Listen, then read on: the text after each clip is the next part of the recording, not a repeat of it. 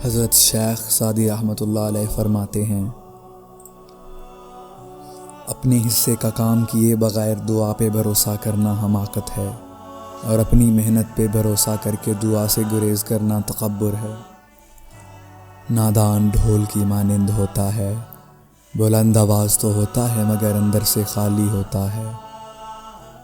अगर तवक्कुल सीखना है तो परिंदों से सीखो कि वो जब शाम में अपने घरों को जाते हैं तो उनकी चोंच में कल के लिए एक दाना भी नहीं होता। जाहलों का तरीका ये है कि जब उनकी दलील मुकाबिल के आगे नहीं चलती तो वो लड़ना शुरू कर देते हैं। आदमी के झूठा होने के लिए इतना ही काफ़ी है कि वो हर सुनी सुनाई बात पे यकीन कर ले। अगर ज़िंदगी इतनी ही अच्छी होती तो कोई भी दुनिया में रोते हुए ना आता।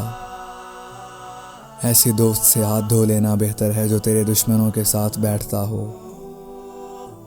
अपने इखलाक को फूल जैसा बना लो और कुछ नहीं तो पास बैठने वाला खुशबू तो हासिल करे।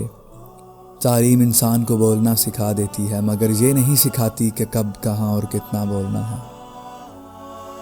मेरे पास वक्त नहीं है उन लोगों से नफ़रत करने का जो मुझसे नफ़रत करते हैं, क्योंकि मैं मसरूफ़ रहता हूँ उन लोगों में जो मुझसे मोहब्बत करते हैं।